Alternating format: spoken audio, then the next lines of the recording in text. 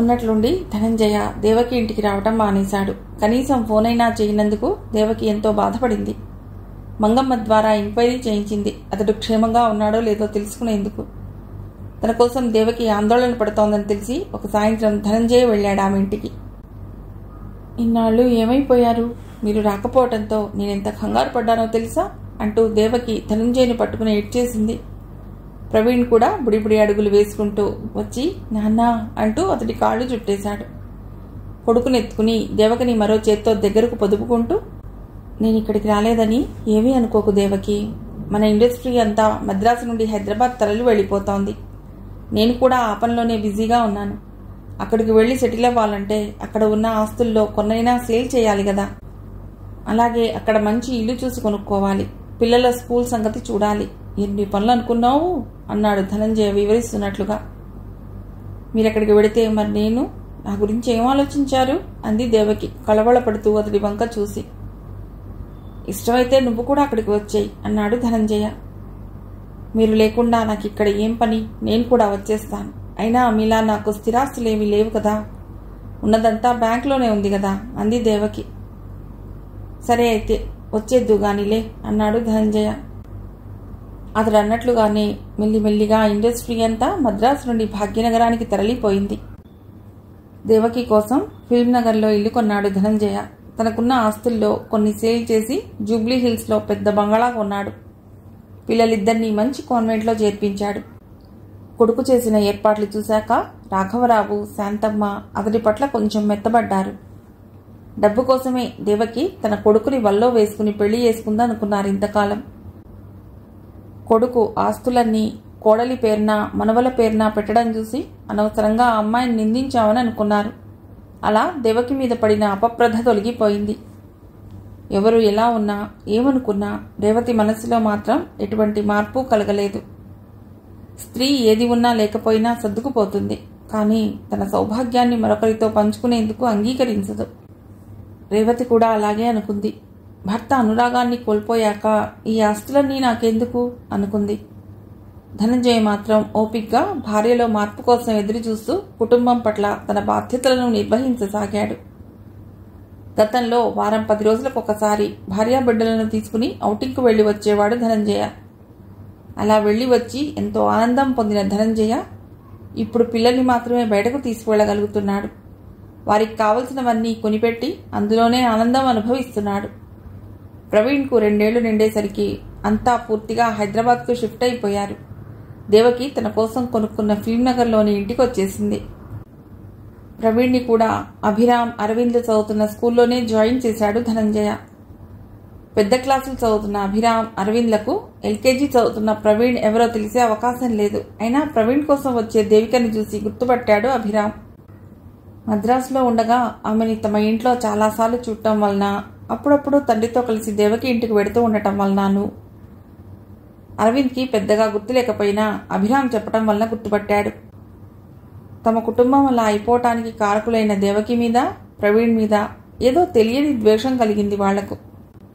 పనిగట్టుకుని ఏదో రూపంగా వాణ్ణి ఏడిపించేందుకు ప్రయత్నించేవారు. వాళ్ళెందుకు ఏడిపిస్తున్నారో తెలియని ప్రవీణ్ ఏడుస్తూ తల్లికి ఫిర్యాదు చేశాడు. స్కూల్కి వెళ్లనని మారాన్ చేయసాగాడు. స్కూల్కొచ్చి వాళ్ళిద్దరి మీద ప్రిన్సిపల్కు రిపోర్ట్ ఇవ్వాలని వచ్చిన దేవకి అభిరామ్, అరవింద్లే ప్రవీణ్ను ఏడిపిస్తున్నారని తెలుసుకుని రిపోర్ట్ ఇవ్వకుండానే వెనక్కొచ్చేసింది. ఆ తర్వాత ప్రవీణ్ని వేరే స్కూల్కి మార్పించేసింది. ఎందుకు స్కూల్ మార్చేశావు అని ధనంజయ అడిగాడు. ఇంటికి స్కూల్ బాగా దూరం అయిపోయింది. రోజు అంత దూరం వెళ్ళి రావటం కష్టంగా ఉంది నాకు అంది దేవకి. తన మూలంగా ధనంజయ ఎలాంటి బాధకు గురికాకూడదని జరిగింది చెప్పలేదు దేవకి. ఆమె చెప్పింది విని నిజమే కాబోలనుకున్నాడు ధనంజయ. క్రమేపీ పిల్లలు పెరిగి పెద్దవాళ్లయ్యారు. చిన్ననాట ఉన్న అవగాహన రాహిత్యం పెద్దయ్యాక అభిరామ్లోనూ అరవింద్లోనూ పూర్తిగా తగ్గిపోయింది. తండ్రి తమ సరదాలు తీర్చడంలో గాని, తమ భవిష్యత్తును తీర్చడంలో గాని ఏమాత్రం అలసత్వం చూపకుండా ఎంతో బాధ్యతగా వ్యవహరించడం చూసి తండ్రి 2వ పెళ్లి చేసుకోవటం వలన తమకు ఎలాంటి అన్యాయం జరగలేదని అనుకున్నారు. తల్లి కూడా తండ్రి మీద కోపం తగ్గించుకుని మాట్లాడితే అంతా కలిసి సరదాగా ఉండవచ్చు కదా అనుకున్నారు వాళ్ళు. వాళ్ళకి దేవకి మీద కూడా ప్రత్యేకమైన కోపం మిగల్లేదు ఇప్పుడు. తండ్రిలాగే ఇద్దరూ వైద్యశాస్త్రం చదివారు. అభిరామ్ కార్డియాలజీ, అరవింద్ సర్జరీలో పీజీలు చేసి సిటీలో మంచి డాక్టర్స్గా పేరు తెచ్చుకున్నారు. తండ్రిగా ధనంజయ్ పట్ల గౌరవము, ప్రేమాభిమానాలు ఉన్నప్పటికీ వాళ్ళిద్దరికీ సినిమా రంగం అంటే కొంచెం కూడా ఆసక్తి లేకుండా పోయింది. ఏనాడు స్టూడియోల వైపు వెళ్లలేదు వాళ్ళిద్దరూ. రాఘవరావు శాంతమ్మల పోరు భరించలేక వాళ్ళకి పెళ్లిళ్లు చేసేశాడు ధనంజయ. పెళ్లిలో నలుగురి దృష్టిని ఆకర్షించడం ఇష్టం లేని రేవతి అవసరం మేరకు ధనంజయ్తో మాట్లాడింది. ఇలా అయినా భార్య తనతో మాట్లాడిందని ఎంతో సంతోషించాడు ధనంజయ. కానీ పెళ్లి తర్వాత యథాప్రకారం రేవతి ఎడంగా ఉండటం చూసి మనస్సులోనే ఎంతో బాధపడ్డాడు. సమస్యలన్నీ సద్దుమణిగి జీవితం కొంచెం ప్రశాంతంగా ఉందని ఇప్పుడిప్పుడే అనుకుంటోంది దేవకి. కానీ అనుకోని విధంగా తిరిగి ఆమె మనస్సుని అల్లకల్లోలం చేసే సంఘటన జరిగింది.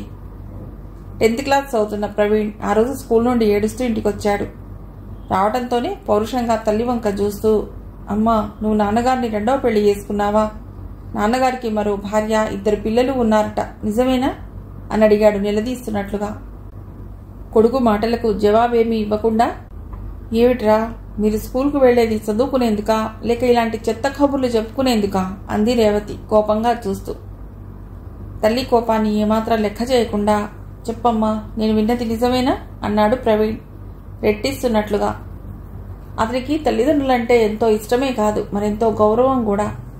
తండ్రి వారంలో 1-2 రోజులు మాత్రమే ఇంటికి వస్తుంటే సినిమా డైరెక్టర్ కదా, షూటింగ్ల నిమిత్తం తరచూ తండ్రి ఊళ్ళు తిరుగుతూ ఉంటాడని అనుకున్నాడే గాని కారణం ఇదని తెలుసుకోలేకపోయాడు ప్రవీణ్.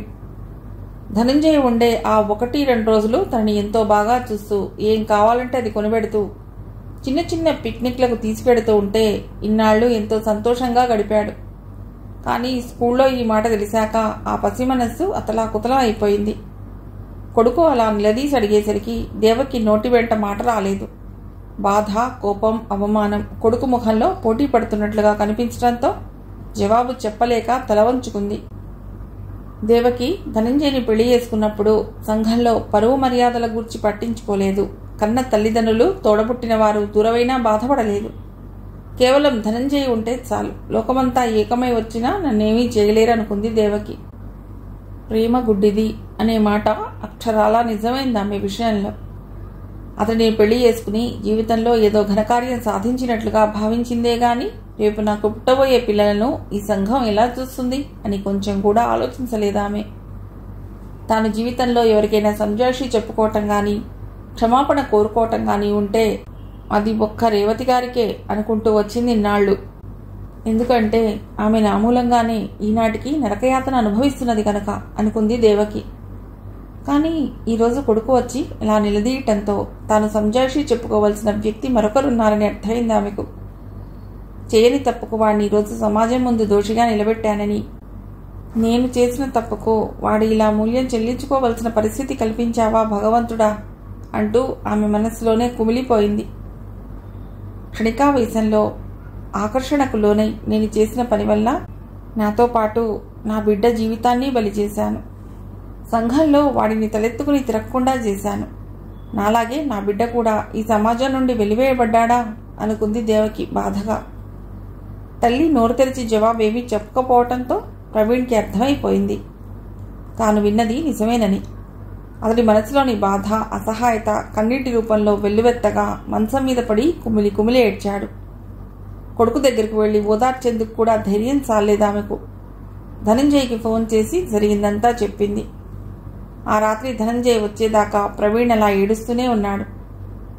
చూసావా, మనం చేసిన తప్పుకి ఈరోజు వాడిలా బలయ్యాడు అన్నాడు ధనంజయ్ బాధగా. చచ్చిన పాముని ఇంకా చంపకండి, ముందు వాడి సంగతి చూడండి అంది దేవకి దీనంగా. ధనంజయ ఎన్నో విధాలుగా ఊరడించిన మీదట ప్రవీణ్ బాధ కొంచెం ఉపశమించింది. ఆ తర్వాత తల్లిదండ్రుల పట్ల, సమాజం పట్ల ఏదో తెలియని కోపం, కసి చోటు చేసుకున్నాయి అతడి మనస్సులో. వయస్సుతో పాటు అవి పెరుగుతూ వచ్చాయి. అడుగడుగున తోటివారి నుండి అవమానాన్ని, హేళనను ఎదుర్కొని భరిస్తూ ఎలాగో ఇంటర్ పూర్తి చేశాడు ప్రవీణ్. అభిరామ్, అరవిందుల్లాగే ప్రవీణ్ని కూడా మెడిసిన్ చదివించాలని అనుకున్నాడు ధనంజయ. కానీ అభిరామ్, అరవింద్ ఇద్దరూ డాక్టర్లే కనుక ప్రవీణ్కి మెడిసిన్ చదవాలనిపించలేదు. నిత్యం అతడిలో ఏదో కసి, కోపం రగులుతున్నట్లుగా ఉండేవాడు. చీటికి మాటికి అందరి మీద చిరాకు పడుతూ ఉండేవాడు. అందుకే ఎవరు ఎంత చెప్పినా తిరుగుబాటు ధోరణిలోనే ఆలోచించాడు గాని వాళ్ళు చెప్పేది నా మంచి కోసమే అని సానుకూల దృష్టితో చూసేవాడు కాదు. అందరూ ఎంసెట్కి ప్రిపేర్ అవుతూ ఉంటే మెడిసిన్ చదవటం ఇష్టం లేని ప్రవీణ్ ఎంసెట్ రాయనని మొండికేశాడు. దేవకి ఎంతో బతిమాలి బుజ్జగించి నచ్చజెప్పే ప్రయత్నం చేసింది. అయినా తన పట్టు విడవలేదు అతడు. అది కాదు నాన్న, అన్నయ్యలిద్దరూ డాక్టర్లే కదా, చక్కగా వాళ్ళలాగే నువ్వు డాక్టర్ అయితే నాన్నగారు ఎంతో సంతోషిస్తారు అంది దేవకి. వాళ్ళు మెడిసిన్ చదివారు కనుకే నాకు అది చదవటం ఇష్టం లేదు. అయినా వాళ్ళు నాకు అన్నయ్యలేంటి, ఈసారంటే అన్నావు కానీ ఇంకెప్పుడు వాళ్ళ ప్రసక్తి నా ముందు తేకు అంటూ విసురుగా బయటకు వెళ్ళిపోయాడు ప్రవీణ్. దేవకి నిస్సహాయంగా చూస్తూ ఉండిపోయింది. అతడికి దారిలోనే ఎదురయ్యాడు నిరంజన్. ఏరా ఎక్కడికి వెడుతున్నావు అని అడిగాడు స్నేహితుడిని. ఎక్కడికా, ఏట్లోకి అన్నాడు ప్రవీణ్ విసురుగా. ఏంట్రా ఇవాళ ఇంత కోపంగా ఉన్నావు? సరే కానీ మనం ఎప్పటి నుండి మొదలెడుతున్నాం స్టడీస్ అని అడిగాడు నిరంజన్. వాళ్ళిద్దరికీ చిన్నప్పటి నుండి కంబైన్డ్ స్టడీస్ అలవాటే, అందుకే అలా అడిగాడు. ప్రవీణ్కి ఎంసెట్ రాయటం ఇష్టం లేదని తెలిసినా ఆ విషయం ప్రస్తావించకుండా చదువు మొదలుపెట్టడం గూర్చి డైరెక్ట్గా అడిగేశాడు. ఎందుకంటే అంతకుముందు ఎలాగైనా ప్రవీణ్కి నచ్చజెప్పి చదివేలా చేయమని దేవకి చెప్పడం గుర్తుకొచ్చి అలా అడిగాడు నిరంజన్. అతడి మాట వింటూనే తాడెత్తున లేచాడు ప్రవీణ్. ఏమిట్రా, ఏంటి మీ అందరి ఉద్దేశాలును? ఎన్నిసార్లు చెప్పాలి నేను మెడిసిన్ చదవనని? నేను మెడిసిన్ చదవకపోతే నువ్వు నాతో మాట్లాడవా అన్నాడు కోపంగా చూస్తూ. దాంతో నిరంజన్ చప్పబడిపోతూ, అదేమిట్రా అలా అంటావు? చిన్నప్పటి నుండి మన ఇద్దరం కలిసి చదువుకున్నాం కదా, ఇప్పుడు కూడా అలాగే కలిసి చదువుకుందామన్న ఆశతో అలా అడిగాను. అంతే తప్ప నువ్వు చదవనంత మాత్రాన నేను ఎలా వదులుకుంటాను నేను అన్నాడు స్నేహితుడి భుజం చుట్టూ చేయి వేసి. నిరంజన్ మాటలు వినటంతోనే ప్రవీణ్లో ఆవేశమంతా చల్లబడిపోయింది. అది కాదురా, ఆ వెధవలిద్దరూ మెడిసిన్ చదివారు కాబట్టి నన్ను కూడా మెడిసిన్ చదవమంటున్నారు. అది నాకు ఇష్టం లేదురా, నిన్ను బాధ పెట్టాలని కాదు, ఏమనుకోకు అన్నాడు సంజాయిషి ఇస్తున్నట్లు. ఫోన్లేరా, వదిలే, ఇంకా నీకు ఇలా నచ్చితే అలా చేయి, ఈ చదువులెప్పుడూ మన స్నేహానికి ఆటంకం కావులే అన్నాడు నిరంజన్ ప్రవీణ్ని మరింత దగ్గరకు పొదుపుకుంటూ. అలా చదువు వాళ్ళ స్నేహానికి ఏమాత్రం అంతరాయం కలిగించలేదు. ఎంత బాధలో ఉన్నా చికాకులో ఉన్నా నిరంజన్తో కాసేపు గడిపితే చాలు మామూలుగా అయిపోయేవాడు. అతడితో స్నేహమే ప్రవీణ్కి ఎంతో ఓదార్పునిచ్చేది. అంత తెలివైన వాడై ఉండి కూడా అర్థం లేని కోపంతోనూ పంతంతోనూ తన భవిష్యత్తును పాడు చేసుకుంటున్నాడని ధనంజయ దేవకిలు ఎంతో బాధపడసాగారు ప్రవీణ్ గూర్చి. మొదట్లో తల్లిదండ్రులు అలా పెళ్లి చేసుకున్నారని ప్రవీణ్ చాలా కోపంగా ఉండేవాడు ఇద్దరి మీద. వాడితో సరిగ్గా మాట్లాడేందుకు కూడా ఇష్టపడేవాడు కాదు. కొంచెం వయస్సు పెరిగాక వాళ్ళని క్రమేపీ అర్థం చేసుకున్నాడు. పూర్వపు కోపతాపాలు ప్రదర్శించడం మానేశాడు. ఒక విధంగా చెప్పాలంటే నిరంజన్తో సాహచర్యమే అతడిలోని మార్పుకి కారణమైంది. ప్రవీణ్కి చిన్నప్పటి నుండి ఫోటోగ్రఫీ అంటే చాలా ఇష్టం. ఎగిరే పక్షులను ఈదే చేపలను అలవోకగా తన కెమెరాలో బంధించేవాడు. తండ్రి కొనిచ్చిన కెమెరాతో ఎన్నో అద్భుత దృశ్యాలను షూట్ చేసేవాడు. అదంతా చూసిన ధనంజయ ప్రవీణ్లో మంచి పనితనం ఉందని గ్రహించాడు. ఫ్యూచర్లో అదే అతడి వృత్తి అయితే మరింత రాణిస్తాడని అనిపించింది అతడికి. శిక్షణ ఇప్పిస్తే ఎలా ఉంటుంది అనుకున్నాడు. ఆ మాటే ఒకనాడు దేవకితో అన్నాడు ధనంజయ. సినిమా రంగం అంటే వాడికి అంతగా ఇష్టం ఉండదేమోనండి అంది దేవకి సందేహంగా. మరేం చేద్దాం, ఇలా ఉంటే వాడెందుకు కొరగాకుండా పోతాడు. బీఎస్సీ డిగ్రీ వాడికి ఫ్యూచర్లో ఏమాత్రం ఉపాధి కలిగిస్తుందంటావు? అంతేకాదు దేవకి, నాకెందుకో వీడిందులో బాగా రాణిస్తాడనిపిస్తోంది. ఒకసారి అడిగి చూస్తే తప్పులేదు కదా అన్నాడు ధనంజయ. సరే అడిగి చూడండి అంది దేవకి. కాలేజీ నుండి వచ్చిన ప్రవీణ్ హాల్లో తండ్రి కూర్చుని ఉండటం చూసి ఆశ్చర్యపోయాడు. సాధారణంగా తండ్రి ఇంత తీరిగ్గా ఉండడం ఎప్పుడూ చూడలేదు అతడు. అందుకే అంత ఆశ్చర్యం. హాయ్ నాన్న అంటూ విష్ చేసి లోపలికి వెళ్ళాడు.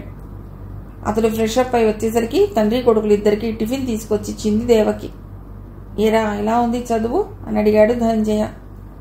బాగానే ఉంది అంటూ చిన్నగా నవ్వాడు ప్రవీణ్. కాలేజీ గూర్చి నిరంజన్ గూర్చి కుశల ప్రశ్నలయ్యాక, ప్రవీణ్ నీకు ఫోటోగ్రఫీ అంటే చాలా ఇష్టం కదరా, దాన్నెందుకు ఈ మధ్య మూలబెట్టేశావు? కొంచెం ప్రాక్టీస్ చేస్తే ఇంకా బాగా తీయగలవు అనిపిస్తోందిరా నువ్వు తీసిన ఫోటోలు వీడియోలు చూశాక. అన్నాడు ధనంజయ తాను చెప్పబోయే విషయానికి నాందిగా. తండ్రి మాటలు విని చిన్నగా నవ్వుతూ తల్లి వంక చూసి, ఇప్పటికే నేను మెడిసిన్ చదవడం లేదని అమ్మకి నా మీద చాలా కోపంగా ఉంది. ఇప్పుడు ఈ డిగ్రీ అయినా పూర్తి చేయకపోతే అమ్మ ఊరుకుంటుందా అన్నాడు ప్రవీణ్. ఎరా, అమ్మ కోసమా నువ్వు చదువుకునేది? అలా అయితే తను చెప్పినట్లే చేయవలసింది కదా అన్నాడు ధనంజయ. అలా అని కాదు కానీ నాకు ఫోటోగ్రఫీ అంటే ఇష్టమే. అయినా ఏదో విధంగా ఈ డిగ్రీ పూర్తి చేసి తర్వాత దాని సంగతి చూసుకుందాం అనుకుంటున్నాను అన్నాడు. డిగ్రీకి ఏముంది కానీ ప్రవీణ్, చక్కగా సినిమాటోగ్రఫీ నేర్చుకో, నీకు మంచి ఫ్యూచర్ ఉంటుంది అన్నాడు ధనంజయ. నేనా? నా వల్ల ఏమవుతుంది అన్నాడు ప్రవీణ్ ఆశ్చర్యంగా చూస్తూ. తన మాటకి కొడుకు ఏమాత్రం వ్యతిరేకించకపోవడంతో ధనంజయ మరింత ముందుకెళ్ళాడు. ఎందుకు కాదు, మనస్సు పెట్టి నేర్చుకుంటే అదే వస్తుంది. నీకు ఇష్టమైతే చెప్పు, మన స్టూడియోలో చాలామంది ఉన్నారు, వాళ్ళకి చెప్తాను, నేర్చుకుందు గాని అన్నాడు. అమ్మకి ఇష్టమైతే నాకు ఇష్టమే, కానీ ఇక్కడైతే నేను పని నేర్చుకోలేను నాన్న. వీలైతే చెన్నై కానీ ముంబై కానీ పంపించండి అన్నాడు ప్రవీణ్ ఉత్సాహంగా. కొడుకు అన్న మాట కూడా ధనంజయ్కి సమంజసంగానే అనిపించింది. తన సర్కిల్లో దేవకి అన్న, ప్రవీణ్ అన్న అందరికీ ఎంత చిన్న చూపో అతనికి తెలియంది కాదు. ఆ వాతావరణంలో ప్రవీణ్ కొత్తది నేర్చుకోవాల్సింది పోయి ఉన్నది మర్చిపోయే ప్రమాదం ఉంది అనుకున్నాడు. సరేలేరా, అలాగే చూద్దాం, నేను మాట్లాడి ఏదో ఒకటి సెట్ చేస్తాలే అన్నాడు ధనంజయ. థ్యాంక్స్ నాన్న అంటూ అక్కడి నుంచి లేచి తిన్న టిఫిన్ ప్లేట్ లోపల పెట్టి మంచిళ్ళు తాగి ఆ కబురు తన స్నేహితుడు నిరంజన్కి చెప్పేందుకు హుషారుగా వెళ్ళిపోయాడు. ఆ తండ్రి కొడుకుల సంభాషణ ఎటు దారి తీస్తుందోనని బిక్కుబిక్కుమంటూ చూస్తున్న దేవకి కొడుకు ఉత్సాహాన్ని చూసి తేలిగ్గా నిట్టూర్చింది. ధనంజయ్కి కూడా ఎంతో తృప్తిగా అనిపించింది. వెంటనే తనకి తెలిసిన వాడిని కాంటాక్ట్ చేశాడు. ప్రవీణ్ ముంబై వెళ్లి సినిమాటోగ్రఫీలో శిక్షణ పొంది తిరిగి వచ్చాడు. వేరే ప్రాంతానికి వెళ్లి రావటం వలన మంచి ఎక్స్పోజర్ వచ్చింది అతడికి. అందువల్ల గతంలో ఉన్న న్యూన్యతాభావం అతడి నుండి పూర్తిగా తొలగిపోయింది. శిక్షణ పూర్తి చేసుకుని వచ్చిన ప్రవీణ్ అసిస్టెంట్ కెమెరామెన్గా తన జీవితాన్ని ప్రారంభించాడు. మనిషి మంచివాడే అయినా త్వరగా కోపం వచ్చేస్తుంటుంది అతడికి. దానివల్ల ఫీల్డ్లో ఎవరితోనూ స్నేహం కలవలేదు. సినిమా రంగంలో వాళ్ళు కూడా ధనంజయ్ గారి పిల్లలంటే అభిరామ్, అరవింద్లే అన్నట్లుగా ప్రవర్తించేవాళ్లు. అయితే వాళ్ళిద్దరికీ సినిమాల వాళ్ళంటే కొంచెం కూడా సదభిప్రాయం లేదు. దానికి కారణం దేవకి ధనంజయులు అలా పెళ్లి చేసుకుని తమ కుటుంబంలో సుఖశాంతులను దూరం చేశారనే కోపం అంతర్గతంగా ఉండటమే. వాళ్ళనే కాదు, ఇంటా బయట వినిపిస్తున్న రకరకాల వార్తలను చూశాక సినిమా వాళ్ళకెవరికీ క్యారెక్టర్ లేదన్న అభిప్రాయానికి వచ్చేశారు వాళ్ళు. అందుకే ఏవైనా ఫంక్షన్స్ జరిగినప్పుడు తండ్రి తమను రమ్మని పిలిచినా పొరపాటున కూడా అక్కడికి వెళ్లేవారు కాదు. భార్య ఎలానూ రాదు, కనీసం పిల్లలైనా వచ్చి తన ఆనందంలో పాలు పంచుకోవాలని ఎదురుచూసే ధనంజయ్కు నిరాశే మిగిలింది. అయితే రాను రాను పరిస్థితులను అర్థం చేసుకోవటం కొంచెం మొదలెట్టాక ప్రవీణ్ చదువు కొనసాగించకపోవటానికి మేము కూడా ఒక కారణమేమోనని అభిరామ్, అరవింద్లు లోపల కొంచెం గిల్టీగా ఫీల్ అయ్యారు. ప్రవీణ్ కెమెరామెన్గా తన ప్రతిభను కనబరచడం చూశాక ఫీల్డ్లోని వారికి అతడి మీద కొంచెం సదభిప్రాయం ఏర్పడింది. అందుకు ప్రవీణ్ ప్రతిభ ఒక కారణమైతే రెండవది ఇతరులకు సహాయపడే గుణం అతడు కలిగి ఉండటం. క్రమంగా అతడంటే ఉన్న వ్యతిరేకతంతా అతడి మంచితనం వల్ల అదృశ్యమైంది. ఎక్కడికి పోతాయి తండ్రి గుణాలు, ధనంజయ గారి మంచితనం అంతా పుడికిపుచ్చుకున్నాడితడు అంటూ మెచ్చుకోసాగారంతా. కొడుకు ఫీల్డ్లో అంత మంచి పేరును అభివృద్ధిని సాధించినా ధనంజయ్కు మాత్రం తృప్తి కలగలేదు. పెద్దవాళ్ళిద్దరూ డాక్టర్లుగా స్థిరపడి మంచి పేరు తెచ్చుకుంటూ ఉంటే చిన్నవాడిలా మిగిలిపోవటం అతనికి ఎంతో వెలితిగా అనిపించింది. ఆ మాటే పదే పదే దేవకితో అనసాగాడు. దేవకి, వాడికి జన్మనివ్వడం తప్ప తండ్రిగా నేనేమీ చేయలేకపోయాను. పెద్దవాళ్ళిద్దరికీ ఆస్తి అంతస్తు ఇవ్వడమే కాక బాగా చదివించి సంఘంలో ఒక గౌరవప్రదమైన స్థాయిని కలిగించాను. వీడికి మాత్రం నాదంటూ ఏమీ ఇవ్వలేకపోయాను అన్నాడు ధనంజయ బాధగా. ప్రవీణ్కి ఏదైనా చేయాలనే ఆరాటం, ఏమీ చేయలేకపోయాననే దిగులు అతడికి మనశ్శాంతిని లేకుండా చేసింది. ఆ వెలితిని పూడ్చుకునేందుకు ప్రవీణ్ని తీసుకువెళ్లి నచ్చిన బట్టలు, రిస్ట్ వాచీల వంటి వస్తువులు కొనిపెట్టేవాడు ధనంజయ. ఇంట్లో అన్ని వాచీలు పడి ఉండగా ఎందుకు మళ్లీ కొన్ని డబ్బులు వృధా చేయటం అనేది దేవకి చికాకు పడుతున్నట్లుగా. అయినా వినేవాడు కాదు ధనంజయ. అంతకంటే ఎక్కువ మాట్లాడితే భర్త ఎక్కడ నొచ్చుకుంటాడోనని దేవకి కూడా మాట్లాడేది కాదు. అలాగే మార్కెట్లోకి కొత్తగా వచ్చిన బైక్ని ప్రవీణ్కి కొని ఇచ్చాడు ధనంజయ. తాను సంపాదించుకుంటున్నా తండ్రి తనపై కనబరుస్తున్న శ్రద్ధని, అభిమానాన్ని చూశాక మెల్లిగా అతడికి తల్లిదండ్రుల పట్ల ఉన్న కొంచెం కోపం కూడా కరిగిపోయింది. ఏమో ఆనాడు వారి వివాహానికి ఏ పరిస్థితులు దారితీశాయో అని కొంచెం సానుకూలంగా ఆలోచించడం మొదలెట్టాడు. కానీ ఆ పెళ్లికి దారితీసిన పరిస్థితులేమిటో ఏనాడూ తెలుసుకునే ప్రయత్నం చేయలేదు ప్రవీణ్. అభి, మీ నాన్నగారి హెల్త్ ఈ మధ్య ఏమీ బాగున్నట్లు లేదురా, ఒకసారి హాస్పిటల్కి తీసుకువెళ్ళి అన్ని చెకప్లు చేయించరా అంది రేవతి. తల్లి మాట వింటూనే ఆశ్చర్యంగా చూస్తూ, అమ్మా, నాన్నకి ఆరోగ్యం బాగోలేని సంగతి ఎలా తెలుసు? ఆయన నీతో చెప్పారా అడిగాడు అభిరామ్. లేదురా, నాకేం చెప్పలేదు. ముఖం చూస్తే ఏదో తేడాగా అనిపించింది నాకే అంది రేవతి. 4 రోజుల క్రితం గుండెల్లో నొప్పిగా ఉందంటూ నాన్నగారు హాస్పిటల్కి వచ్చారు. నేను అన్ని టెస్టులు చేయించాను. బైపాస్ సర్జరీ చేయవలసి రావచ్చని చెప్పాను. టెంపరీ రిలీఫ్ కోసం మందులు ఇచ్చాను. అప్పుడు నాన్నగారు, ఈ సంగతులేవి మీ అమ్మకు చెప్పొద్దురా, విని తట్టుకోలేదు అన్నాడు అభిరామ్. అది వింటూనే, అయితే నాన్నగారితో పాటు మీరు కూడా నా దగ్గర రహస్యాలు దాస్తున్నారా అంది రేవతి కళ్ళనీళ్లతో కొడుకు వంక చూస్తూ. దాయాలని కాదమ్మా, నువ్వు బాధపడతావని చెప్పలేదు. అయినా అమ్మా, మనసులో నాన్నగారి మీద ఇంత ప్రేమ ఉంచుకుని ఎందుకమ్మా ఆయన అలా దూరంగా ఉంచేశావు? అది ఆయనకెంత మనక్షోభన కలిగిస్తుందో కొంచెమైనా ఆలోచించావా అన్నాడు అభిరామ్ అనునయంగా. ఏం చేయనురా, ఆయనతో మాట్లాడాలని ఒక పక్క అనిపిస్తున్నా తీరా సమయం వచ్చేసరికి మనస్కరించడం లేదురా. ఎంత సరిపెట్టుకోవాలన్నా సరిపెట్టుకోలేకపోతున్నాను. మీ నాన్న ఇప్పటికీ నాకు ప్రాణం కంటే ఎక్కువే, కానీ నా ప్రేమని నమ్మకాన్ని దారుణంగా దెబ్బతీశారు ఆయన. మా ఇద్దరికీ మధ్య ఏ రహస్యాలకు తావులేనంత అన్యోన్యంగా ఉండేవాళ్ళం. మమ్మల్ని చూసి భార్యాభర్తలంటే అలా ఉండాలి అనుకునేవారంతా. ఆ దేవకిని మన ఇంటికి తీసుకొచ్చినప్పుడు ఆపదలో ఉన్న ఆడపిల్ల అని ఎంతో ఆదరించానే తప్ప ఎందుకు తీసుకొచ్చారని మీ నాన్నను అడగలేదు. అంత నమ్మకం తనంటే నాకు. అలాంటి నా నమ్మకం మీద పెద్ద దెబ్బ కొట్టారు. దేవకిని పెళ్లి చేసుకునే ముందు ఇది సంగతి అని నాతో ఒక్క మాట చెప్తే పరిస్థితి ఎలా ఉండేదో. కానీ రహస్యంగా చేసుకుని వాళ్ళు ఎటో వెళ్ళాక ఇంకెవరో వచ్చి ఆ వార్త నాకు చెప్తే ఎలా ఉంటుందో ఒక్కసారి ఆలోచించు. ఆ దెబ్బ ఇప్పటికీ పచ్చిగానే మిగిలిపోయింది నాలో. అసలు నిజంగా నన్ను ప్రేమించేవారైతే మరొక స్త్రీ బెడలో తాళిగట్టేవారా? పెళ్లి చేసుకున్నాక కూడా నా దగ్గర నిజం దాచాలని చూశారు. ఇంత జరిగాక ఎలా నన్ను కాంప్రమైజ్ అవ్వమంటావు? అంతా అయ్యాక, నిజం నాకు తెలిసిపోయాక అప్పుడొచ్చి క్షమించమని అడిగారు. భార్యాభర్తల మధ్య రహస్యాలు చోటు చేసుకున్న తర్వాత ఆ బంధానికి అర్థం లేదు నా దృష్టిలో. పోన్లేరా, కొన్ని జీవితాలంతే. మీ నాన్నని కాస్త జాగ్రత్తగా చూసుకో అంది రేవతి డగ్గుత్తికతో. అది నువ్వు చెప్పాలా అమ్మా అన్నాడా అభిరామ్ ఓదార్పుగా తల్లి భుజాల చుట్టూ చేతులు వేసి దగ్గరగా తీసుకుంటూ. అమ్మా, నాన్నగారి పరిస్థితి ఏమీ బాగుండలేదు. అంబులెన్స్ కోసం హాస్పిటల్కి ఫోన్ చేశాను. దారిలో ఉంది.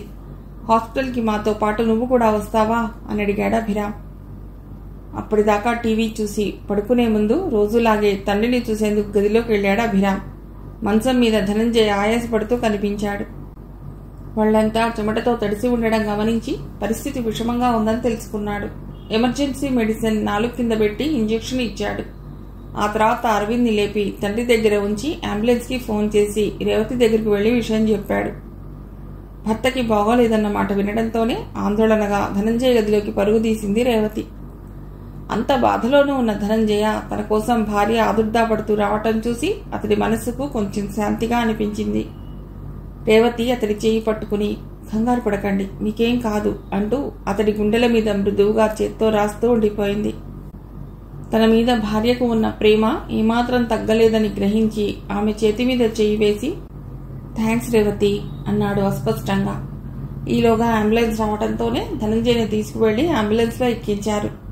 రేవతి, అభిరామ్లు అంబులెన్స్లో ఎక్కారు. అరవింద్ వారి వెనకే కారులో బయలుదేరాడు. ఆ రాత్రంతా అభిరామ్, ఇతర డాక్టర్లు ఎంత శ్రమపడినా ధనంజయని బ్రతికించలేకపోయారు. అతడు ప్రాణం వదిలే ముందు, అమ్మ జాగ్రత్త, ప్రవీణ్ను అని అస్పష్టంగా ఏదో చెప్పేలోగానే అతడి ప్రాణాలు అనంతవాయువుల్లో కలిసిపోయాయి. రేవతి హృదయ విదారకంగా ఏడుస్తూ భర్త మీదకి ఒరిగిపోయింది. అన్నయ్య అంటూ అరవింద్ అభిరామ్ని చుట్టేసి కదిలి కదిలి ఏడ్చాడు. అభిరామ్ తన బాధని దిగమింగుకొని తమ్ముడిని ఒక చేత్తో పట్టుకుని తల్లిని మరో చేత్తో అనునయించసాగాడు. కొంచెంసేపటికి ముగ్గురు కొంత సర్దుకున్నాక ధనంజయ శరీరాన్ని ఇంటికి చేర్చే కార్యక్రమంలో పడ్డారు. వాళ్ళ ఇంటికి వచ్చేసరికి తెల్లవారుజాము 5 గంటలయింది. అప్పుడు గుర్తుకొచ్చింది అభిరామ్కి తండ్రి తనతో ప్రవీణ్ గురించి ఏదో చెప్పాలని ప్రయత్నించటం. ఏది ఏమైనా అతడు తన తమ్ముడే గనుక ఈ విషయాన్ని వాళ్ళకి తెలియజేయడం తన ధర్మం అనుకున్నాడు. కానీ వాళ్ళని పిలిస్తే తల్లి బాధపడుతుందని అనిపించినా పిలవకపోవడం న్యాయం కాదని అనుకున్నాడు. అమ్మా, ప్రవీణ్ వాళ్ళని పిలవనా అని అడిగాడు అభిరామ్ తల్లి అనుమతి కోరుతున్నట్లుగా. ఆ మాట వింటూనే చివ్వున తలెత్తి చూసి మీ ఇష్టం రా అంది రేవతి నిర్లిప్తంగా. అది కాదమ్మా, ఎంతైనా వాడు కూడా అంటున్న అభిరామ్ మాటలని పూర్తి చేయనివ్వలేదు రేవతి. మీ ఇష్టమని అన్నాను కదరా, ఎందుకురా నన్ను ఇలా వేధిస్తున్నారు? మీకు నచ్చినట్లు చేయండి అంది కన్నీరు కారుస్తూ. ఆంటీ కూడా వస్తే అమ్మ తట్టుకోలేదన్నయ్యా, వాడిని ఒక్కడే రమ్మందాం అన్నాడు అరవింద్. అలా అంటావా? సరే అయితే ఫోన్ చెయ్యి అన్నాడు అభిరామ్. అరవింద్ ఫోన్ తీసి డయల్ చేశాడు. ఫోన్ రింగ్ అవటంతోనే ఈ వేళప్పుడు ఎవరు ఫోన్ చేశారో అనుకుంటూ పక్క మీద నుండే ఫోన్ తీసింది దేవకి. హలో, నేను ధనంజయ గారి చిన్నబ్బాయిని మాట్లాడుతున్నాను. ఫోన్ ఒకసారి ప్రవీణ్కి ఇవ్వండి అన్నాడు తాను ఎందుకు ఫోన్ చేసింది చెప్పకుండానే అరవింద్. దేవకి ఆశ్చర్యపోతూనే ఫోన్ వచ్చింది అంటూ ప్రవీణ్ని లేపింది.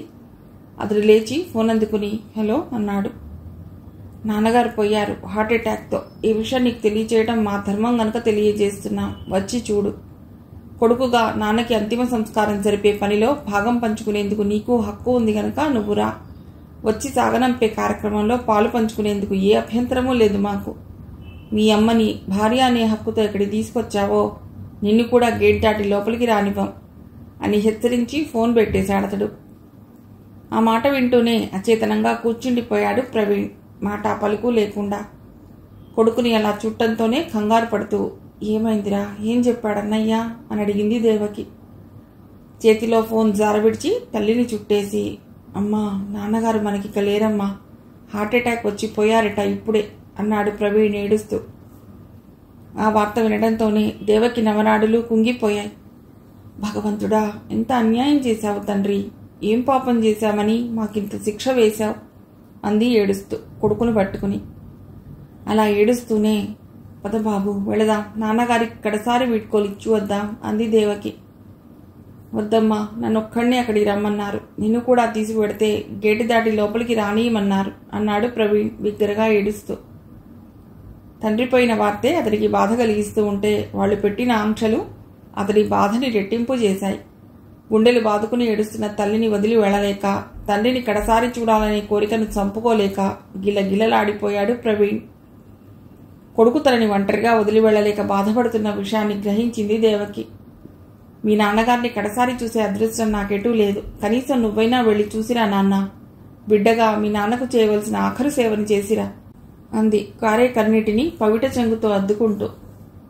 అవును బాబు, అమ్మ చెప్పినట్లు జై, మీ అమ్మని నేను చూసుకుంటా కదా, బెంగపడకు అంది మంగమ్మ. ధనంజయ మరణం మంగమ్మని కూడా బాగా కదిలించేసింది. దిక్కు మొక్కు లేక అల్లల్లాడుతున్న నాకు ధనంజయ బాబు ఆశ్రయం ఇచ్చి ఆధారం కల్పించాడు. మంచోళ్ళంటే ఆ దేవుడికి ఇష్టం కాబోలు, అందుకే తన దగ్గరకు తీసుకెళ్లిపోతాడు అంది మంగమ్మ బాధగా. అంతకంటే చేయగలిగింది ఏమీ లేక ప్రవీణ్ బయలుదేరాడు. అతడు వెళ్ళాక చూసావా మంగమ్మ, నా ప్రాణంలో ప్రాణమైన ధనంజయ గారిని చివరిసారి చూసుకునే అదృష్టం నాకు లేకుండా చేశారు. ఇలాంటి సమయంలో కూడా కొంచెమైనా కనికరం లేకుండా ఎలా చేశారో చూడు. అసలు ఆయన పోయారని తెలిసాక కూడా ఇంకా నా ప్రాణం ఎందుకు మిగిలిందో అని ఏడుస్తున్న దేవకిని దగ్గరకు తీసుకుంది మంగమ్మ. తప్పమ్మా, అలా అనకు. తల్లి తండ్రి లేకుండా ప్రవీణ్ బాబు ఎలా ఉంటాడు? తన కోసమైనా గుండె రాయి చేసుకుని బతకాలి కదమ్మా అంటూ ఓదార్చింది. ప్రవీణ్ అక్కడికి వెళ్లేసరికి ధనంజయని ఫ్రీజర్లో ఉంచారు.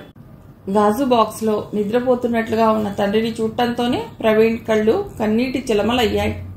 తనని ముద్దుమురిపాలతో లాలించి పాలించి ప్రేమతో పెంచిన తండ్రి కలేడు రాడు అంటే తట్టుకోలేకపోతున్నాడతడు. నాన్నా, ప్రవీణ్ అని తండ్రి ఇంకా పిలుస్తున్నట్లే ఉంది అతడికి. నాన్న అంటూ పరుగున వెళ్లి తండ్రి పాదాల మీద వాలిపోయాడు ప్రవీణ్. ధనంజయ మరణ వార్త వినడంతోనే సినీ ప్రముఖులే కాక తెలిసిన వారు, బంధువులు, స్నేహితులు అందరూ తరలి వచ్చారు.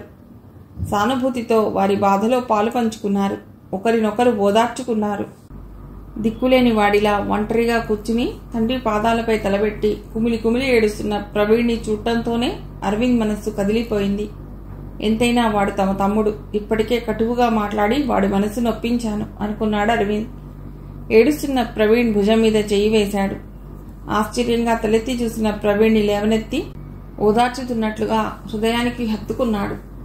అక్కడందరూ ఒకరినొకరు ఓదార్చుకుంటూ తమ బాధని పంచుకుని ఉపశమనం పొందుతుంటే ప్రవీణ్ మాత్రం ఒంటరిగా తన బాధని తానే అనుభవిస్తూ కుమిలిపోతున్న వేళ అరవింద్ ఆదరణ అతడికి కొండంత ధైర్యాన్ని ఇచ్చింది. అన్నయ్య అంటూ అతడిని అల్లుగుపోయాడు. ప్రవీణ్ని ఓదార్చబోయిన అరవింద్ కూడా అతడిని పట్టుకుని బిగ్గరగా ఏడ్చాడు. అభిరామ్ తన బాధను పక్కన పెట్టి ఏడుస్తున్న ఇద్దరు తమ్ముళ్లను చెరో చేత్తో పట్టుకుని హృదయానికి హత్తుకున్నాడు ఊరడిస్తున్నట్లుగా. అన్నదమ్ములు అలా కలిసిపోవడం చూసి ఎక్కడికి పోతుంది రక్త సంబంధం అనుకున్నారంతా. కార్యక్రమం అంతా ముగిశాక అరవింద్ దగ్గరకు వెళ్తానన్నయ్యా అన్నాడు ప్రవీణ్. అతడి గొంతు వింటూనే తలెత్తి చూసిన రేవతి ఆశ్చర్యంగా అతడి వంక ఒకసారి చూసి తల తిప్పుకుంది. అరే ప్రవీణ్, నువ్వంటే మాకు పగేమీ లేదురా. మాలాగే నాన్నగారి మీద సర్వహక్కులు నీకున్నాయి. ఈ 12 రోజులు చాలా తతంగాలుంటాయి. నువ్వు కూడా ఇక్కడ ఉంటే బాగుంటుంది అన్నాడు అభిరామ్. అవును, అన్నయ్య చెప్పింది కరెక్టే. నువ్విక్కడే ఉండు అంటూ ప్రవీణ్ భుజం మీద చెయ్యి వేశాడు అరవింద్. ప్రవీణ్ రేవతి వంక సందేహంగా చూస్తూ, సారీ అన్నయ్య, అమ్మగారు అసలే బాధలో ఉన్నారు. నేను ఇలా ఇక్కడే ఉండిపోతే ఆమె బాధ రెట్టింపు అవుతుంది. అదీగాక అమ్మ ఇంట్లో ఒంటరిగా ఉంది. జరిగిన దానికి కుమిలిపోతోంది. తనకి నేను సపోర్ట్ ఇవ్వాలి కదా అన్నాడు మెల్లిగా. అవును, అది నిజమే. సరే వెళ్ళు, అవసరమైనప్పుడు ఫోన్ చేస్తా, వెంటనేరా అన్నాడు అభిరామ్. అలాగే అని చెప్పి ప్రవీణ్ ఇంటికి తిరిగి వచ్చేశాడు. జరిగిందంతా తల్లితో చెప్పి, అన్నయ్య వాళ్ళు మనం అనుకున్నంత చెడ్డవాళ్ళేమీ కాదమ్మా. రేవతి గారు ఏమైనా అనుకుంటారని నిన్ను పిలవలేదంతే. నన్ను బాగానే రిసీవ్ చేసుకున్నారు. రేవతి గారు మాత్రం చాలా నీరసపడిపోయారు. ఎవరితోనూ ఏమీ మాట్లాడటం లేదు. అలా ఏడుస్తూనే ఉన్నారు అన్నాడు ప్రవీణ్ రేవతి గురించి చెబుతూ. అక్కడ తన కొడుకుని వాళ్ళు ఆదరంగా చూశారన్న మాట వినటంతోనే దేవకి మనస్సు కొంచెం కుదుటపడింది. తల్లి కొడుకులిద్దరూ ఒకరికి ఒకరు ధైర్యం చెప్పుకుంటూ ధనంజయతో గడిపిన మధుర క్షణాలను మననం చేసుకున్నారు. అమ్మా పిలిచావుట, మీ కోడలు చెప్పింది. ఒంట్లో ఏమైనా తేడాగా ఉందా అమ్మా అంటూ అభిరామ్ వస్తూనే తల్లి నుదురు చెంపలు తాకి చూశాడు ఆదుర్దాగా. అతడి వెనకే వచ్చిన అరవింద్ కూడా తల్లి వంక అలాగే చూస్తూ, ఎలా ఉందమ్మా అంటూ తల్లి భుజం చుట్టూ చేతులు వేసి హత్తుకున్నట్లుగా పక్కన కూర్చున్నాడు. కొడుకులిద్దరూ తన పట్ల కనబరిచే ప్రేమాభిమానాలను చూసి రేవతి కళ్ళు చెమ్మగిల్లాయి. నాకేం కాలేదురా బాబు. మీరిద్దరూ నన్ను మీ కంటి పాపలా చూసుకుంటూ ఉంటే నాకేమవుతుంది అంటూ కొంచెం ఆగి, మీరిద్దరూ ఇలా కూర్చోండి అంది రేవతి. అభిరామ్ రేవతి పక్కనే కూర్చుంటూ, నీకు బాగానే ఉంది కదా, అది చాలు నాకు. నీ కోడలు వచ్చి నువ్వు పిలుస్తున్నావు అని చెప్పగానే చాలా భయం వేసింది నాకు. భయపడవలసిన పనేం లేదు అభి. తమ్ముడితోనూ నీతోనూ ఒక ముఖ్యమైన విషయం మాట్లాడాలని రమ్మన్నానంతే అంది రేవతి కొడుకులిద్దరి వంక చూస్తూ. చెప్పమ్మా, ఏమిటది అని అడిగాడు అభిరామ్. ఏం లేదు, చాలా రోజులుగా నా మనస్సును పట్టి పీడిస్తున్న సమస్య ఇది. దానికి పరిష్కార మార్గం ఇదేననిపించింది నాకు. మీ నాన్నగారు నా మీదున్న ప్రేమని నిజాయితీని నిరూపించుకునేందుకు మీతో పాటు సమంగా నా పేరున కూడా ఆస్తి రాశారు. కేవలం నాన్నగారితో పెళ్లిని తప్ప దేవకి ఏనాడు ఏదీ ఆశించలేదని నాకు తెలుసు. ఆస్తి కంటే అమూల్యమైన మీ నాన్నగారి ప్రేమాభిమానాలను పోగొట్టుకున్నాననే బాధతో మనస్సు సరిపెట్టుకోలేక ఆయన్ని దూరంగా ఉంచి చాలా బాధ పెట్టాను. ఇప్పుడు ఆయన లేరు, కానీ ఆయన ఇచ్చిన ఆస్తి నా తల మీద పెను భారంలా ఉండిపోయింది. మీ నాన్నగారి కష్టార్జితంలో ప్రవీణ్కి కూడా భాగం ఉంది కదరా. అందుకని నా పేరున ఉన్న ఆస్తిని వాడి పేరు మీదకి ట్రాన్స్ఫర్ చేద్దాం అనుకుంటున్నాను. ఏమంటారు అంది రేవతి ఇద్దరి వంక చూస్తూ. తల్లి నుండి ఇలాంటి ప్రపోజల్ వస్తుందని ఏమాత్రం ఊహించని అభిరామ్ అరవింద్లు ఎంతో ఆశ్చర్యపోయారు ఆ మాటలు విని. ఏమిట్రా, ఏమీ మాట్లాడరు, మీకు ఇష్టం లేకపోతే వద్దులేండి అంది రేవతి దిగులుగా చూస్తూ. ఛా, అదేం లేదమ్మా. నీవింత మంచి నిర్ణయం తీసుకోవటం మాకిద్దరికీ చాలా ఆనందంగా ఉంది. మేమిద్దరం ఎప్పుడో అనుకున్నాం వాడికి ఏదైనా చెయ్యాలని. కాకపోతే ఇది తెలిసి నువ్వెక్కడ బాధపడతావునని ఆగాం. ఇప్పుడు నీ ప్రపోజల్ విన్నాక మనసు చాలా తేలిగ్గా ఉందమ్మా అన్నాడు అభిరామ్. అవునమ్మా, నాకు అలాగే ఉంది. న్యాయంగా వాడికి ఈ ఆస్తిలో సమాన హక్కు ఉంది. కానీ ఆంటీకి ప్రవీణ్కి ఆత్మాభిమానం ఎక్కువ. వాళ్ళు దీన్ని తీసుకుంటారా అని చిన్న సందేహం నాకు అన్నాడు అరవింద్. చూద్దాం, ముందు మీ ఇద్దరికీ ఇష్టమైతే రేపే వాడి పేరున ట్రాన్స్ఫర్ చేసేద్దాం. అప్పుడు కానీ నా మనసుకి స్థిమితం ఉండదు అంది రేవతి. సరేనమ్మా, అలాగే చేద్దాం అన్నారిద్దరు. అనుకున్నట్లే మర్నాడు ఆస్తి ప్రవీణ్ పేరున ట్రాన్స్ఫర్ చేసేసింది రేవతి. అరవింద్ రిజిస్టర్ ఆఫీస్కి వెళ్ళి ఆస్తి డాక్యుమెంట్స్ తెచ్చి రేవతికి ఇచ్చాడు. నాకెందుకురా, వాడికే ఇచ్చే అంది రేవతి. అమ్మా, నేను గాని అన్నయ్య గాని ఇస్తే వాడి పేపర్లు తీసుకుంటాడని అనుకుంటున్నావా నువ్వు అని అడిగాడు అరవింద్. మరెలారా, వీటిని వాడికి అందించడం ఎలా అంది రేవతి. నేను ఫోన్ చేసి వాడిని రమ్మంటాను, నీ చేత్తో నువ్విస్తే వాడు తప్పకుండా తీసుకుంటాడు అన్నాడు అరవింద్. సరే అయితే పిలు, నాకు కూడా వాడిని చూడాలని ఉంది. వాడచ్చం మీ నాన్నలా ఉంటాడు, ఆ గొంతు కూడా అలాగే ఉంటుంది అంది రేవతి. అవునమ్మా, ఈ మాట అన్నయ్య నేను చాలాసార్లు అనుకున్నాం. వాడిని చూస్తే నాన్నగారిని చూసినట్లే ఉంటుంది మా ఇద్దరికి. అయితే వాడిని రమ్మని చెప్తాను అన్నాడు అరవింద్. ఎంత త్వరగా వీటిని వాడికిస్తే అంత త్వరగా నా బరువు దిగిపోతుందిరా, వెంటనే రమ్మని చెప్పు అంది రేవతి. నాకు తెలుసమ్మా ఆ సంగతి. అమ్మా, ఇలా చెప్తున్నానని ఏమీ అనుకోకు. వాడు నాలా బండవాడు కాదు. అన్నయ్యలా చాలా సెన్సిటివ్. కొంచెం స్మూత్గా డీల్ చేయాలమ్మా వాడితో అన్నాడు అరవింద్ అర్థిస్తున్నట్లుగా. ఏంటి నాన్న, ఎవరితో ఎలా మాట్లాడాలో నాకు ఆ మాత్రం తెలియదంటావా? సరే, అలాగే చేస్తాలే అంది రేవతి చిన్నగా నవ్వుతూ. మరో మాటమ్మా, వాడు కూల్ డ్రింక్స్ అవి తాగడు. పాలు కానీ ఫ్రూట్ జ్యూస్ కానీ ఇమ్మని కృష్ణయ్యతో చెప్పు. నేను చెప్దామంటే వాడెటో వెళ్ళాడు. మా ఆవిడ వదిన కలిసి ఫంక్షన్కి వెళ్ళారు, అందుకే నీకు చెప్తున్నాను అన్నాడు అరవింద్ సంకోచంగా. అరే, ప్రతిదానికి ఇంత వివరణ ఎందుకు రాయిస్తావు? నేనే నీ తమ్ముడిని ఇబ్బంది పెట్టనులే. అది సరే గాని వాడి ఇష్టాలని నువ్వెప్పుడు తెలుసుకున్నావురా అని అడిగింది రేవతి ఆశ్చర్యంగా చూస్తూ. నాన్నగారు పోయాక వాడు బాగా దిగులు పడిపోయాడమ్మా. అన్నయ్య నేను కలిసి ఎంతో ఓదార్చిన మీదట ఇలా మనుషుల్లో పడ్డాడు. ఆ క్రమంలోనే వాడి అలవాట్లను నేను అన్నయ్య తెలుసుకోగలిగాం. నీ కోడళ్ళిద్దరికీ తెలుసు ఇవన్నీ అన్నాడు అరవింద్ మెల్లిగా. అయితే మీరంతా ఒకటై నన్నే వేరు పెట్టారన్నమాట అంది రేవతి నిష్ఠురంగా. లేదమ్మా, అసలే నాన్నగారు పోయిన బాధలో నువ్వున్నావు. ఇవన్నీ తెలిసి నువ్వెక్కడ నొచ్చుకుంటావునని అంటూ ఆగాడు. వెంటనే రేవతి తేలిగ్గా నవ్వుతూ, నాకేమీ బాధగాను కోపంగానూ లేదురా. వాడిని చేరదీసి మీరు మంచి పనే చేశారు అంది రేవతి. సరే, నేను వాడికి ఫోన్ చేస్తానమ్మా అంటూ అరవింద్ వెళ్ళిపోయాడు. అన్నట్లుగానే ప్రవీణ్కి ఫోన్ చేసి, అమ్మ చూడాలంటోంది నిన్ను. వీలైతే ఈ సాయంత్రం వచ్చి అమ్మకి కనబడి వెళ్ళు అన్నాడు అరవింద్. రేవతి తనని చూడాలని పిలిపించటం ప్రవీణ్కి ఎంతో ఆశ్చర్యాన్ని కలిగించింది. ఏమిటమ్మా, ఎప్పుడూ లేనిది రేవతి గారు నన్ను చూడాలనుకుంటున్నారట. రమ్మని అరవింద్ అన్నయ్య ఫోన్ చేసి చెప్పాడు అన్నాడు. నిజమా? అయితే తప్పకుండా వెళ్ళిరా. అసలు నిన్నెందుకు రమ్మంటున్నారో ఏమిటో. పాపం ఆవిడ ఆరోగ్యం కూడా ఈ మధ్య బాగా పాడైందని విన్నాను అంది దేవకి ఆందోళనగా.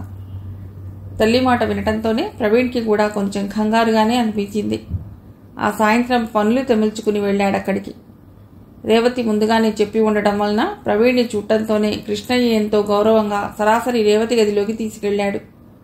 ప్రవీణ్ వెళ్లేసరికి రేవతి మంచం మీద పడుకునింది.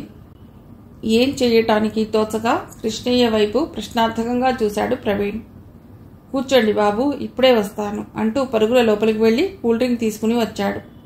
అలిగిడికి కళ్ళు తెరిచిన రేవతి అతన్ని చూసి, వచ్చావా బాబు అంటూ మంచం మీద నుండి లేచింది. కృష్ణయ్య తెచ్చిన కూల్ డ్రింక్ చూసి, బాబు కూల్ డ్రింక్స్ అవి తాగడు, ఫ్రూట్ జ్యూస్ తీసుకురా అని పంపేసి దిండు కింద నుండి పేపర్స్ తీసి ప్రవీణ్ చేతికిచ్చింది. వాటిని చూడటంతోనే అవి ఆస్తి డాక్యుమెంట్స్ అని అర్థమైన ప్రవీణ్ తిరిగి మంచం మీద పెట్టేస్తూ, నాకెందుకండి ఇవి అన్నాడు. అతడికంతా అయోమయంగా ఉంది. తననిలా రమ్మని పిలవటం, తన ఇష్టాయిష్టాల గురించి చెప్పటం, ఆస్తి ఇవ్వబోవటం అంతా కల్లా ఉంది. ఎందుకంటే ఇది మీ నాన్నగారి కష్టార్జితం గనుక, అందులో నీకు కూడా భాగం ఉంది గనుక అంది రేవతి. వద్దమ్మా, ఈ ఆస్తిపాస్తులేవి నాకొద్దు. ఆయన ఇచ్చిన ఈ శరీరము, చెప్పించిన విద్యాబుద్ధులే చాలు నాకు, ఇంకేమీ వద్దు అన్నాడు ప్రవీణ్ ఉద్వేగంగా. అతడి ఆంతర్యం అర్థమైన రేవతి మరింత అభిమానంగా ప్రవీణ్ వంక చూస్తూ, ఏరా, నన్ను అమ్మా అని పిలిచే అధికారం ఎవరిచ్చారు నీకు అంది లేని కోపం నటిస్తూ. మీరే ఇచ్చారు, లేకపోతే ఈ డాక్యుమెంట్స్ నాకెందుకు ఇస్తారు? నా ఇష్టాయిష్టాల గురించి ఎందుకు తెలుసుకుంటారు అన్నాడు ప్రవీణ్ నిలదీస్తున్నట్లుగా. ఆమె ముఖంలో కోపానికి బదులు ఏదో వాత్సల్యం స్పష్టంగా కనిపించడంతో అలా జవాబివ్వగలిగాడు ప్రవీణ్. వెంటనే రేవతి, ఎందుకురా అంత అర్థమై కూడా ఏమీ అర్థం కానట్లుగా నటిస్తావు? నిజంగా నన్ను నీ తల్లిగా భావిస్తే ఆ డాక్యుమెంట్స్ తీసుకోరా అంది రేవతి శాసిస్తున్నట్లుగా. వెంటనే ప్రవీణ్ మంచం ముందు మోకాళ్ళ మీద కూర్చుంటూ, అమ్మా, నిజంగా మీరు నన్ను మీ బిడ్డగానే భావిస్తున్నారా? నా మీదేమీ కోపం లేదా అన్నాడు రేవతి వంక పరిశీలనగా చూస్తూ. రేవతి సమాధానం ఏమీ చెప్పకుండా ప్రవీణ్ తల మీద చెయ్యి వేసింది ఆప్యాయంగా. థ్యాంక్స్ అమ్మా, ఇది చాలు నాకు అన్నాడు ప్రవీణ్ తృప్తిగా. కాదురా, ఇవి తీసుకెళ్ళు. వీటిని నువ్వు తీసుకుంటే మీ నాన్నగారి ఆత్మ శాంతిస్తుంది, నాకు తృప్తిగా ఉంటుంది అంది రేవతి చెమ్మగిలిన కళ్ళతో అతడి వంక చూస్తూ. ఆ మాటకి కట్టుబడినట్లుగా వెంటనే డాక్యుమెంట్స్ తీసుకున్నాడు ప్రవీణ్. వెళ్ళిరా, నీకంతా జయమే కలుగుతుంది. మరో మాట, మీ అన్నయ్యలిద్దరి పెళ్లిళ్లకి నిన్ను పిలవలేదని, నీ పెళ్లికి మమ్మల్ని పిలవటం మానేయకు. పిలిస్తే తప్పకుండా వస్తాం. నీ భార్యని తీసుకుని ముందు ఈ ఇంట్లోనే కాలు పెట్టాలి, తెలిసిందా? ఎందుకంటే ఇది మీ నాన్నగారి ఇల్లే కాదు, నీ ఇల్లు కూడా అని గుర్తుపెట్టుకో అంది రేవతి. ఆమె మాటలు వింటున్న కొద్దీ ప్రవీణ్కి అది కలో నిజమో అర్థం కావటం లేదు. అవాక్కైనట్లుగా రేవతి వంక చూశాడు. అది అర్థం చేసుకున్నట్లుగా నవ్వుతూ, నీ మీద మీ అమ్మ మీద ఇప్పుడు నాకు ఏ కోపము లేదురా. ఇప్పుడో 25 ఏళ్ల క్రితం జరిగిన దాన్ని పట్టుకుని వేలాడటం అవివేకం అనిపించింది. ఏ కొంచెమో మిగిలి ఉన్న కోపం మీ నాన్నగారు పోయినప్పుడు నువ్వొచ్చావు కదా, అలా నిన్ను చూసినప్పుడే పోయింది. మరొకరైతే ఇది మా హక్కు, మా అమ్మకు ఆయన్ని చూడకుండా ఆపే అధికారం ఎవరికీ లేదంటూ యుద్ధానికి దిగేవారు. కానీ అక్కడ మీ అమ్మ కన్నీరు మున్నీరుగా ఏడుస్తున్నా అన్నయ్యలు చెప్పిన మాటకు కట్టుబడి నువ్వు ఒంటరిగా వచ్చినప్పుడే నా కోపం పటాపంచలయ్యింది. మీ నాన్నగారి చివరి చూపును మీ అమ్మకి దక్కకుండా చేసినందుకు ఇప్పటికీ బాధపడుతున్నాను అంది రేవతి చెమ్మగిలిన కళ్ళను ఒత్తుకుంటూ. రేవతి మాటలు వినటంతోనే ప్రవీణ్ మనస్సు కదిలిపోయింది. చాలమ్మా, ఈరోజు మీ మాటలు నానెత్తిన మా అమ్మనెత్తిన పాలు పోసినట్లుగా ఉన్నాయి. ఇన్నేళ్లుగా మా మనస్సులో పేరుకున్న బాధ, అవమానం అన్నీ మటుమాయమైనాయి అంటూ రేవతి పాదాలంటి నమస్కరించాడు ప్రవీణ్.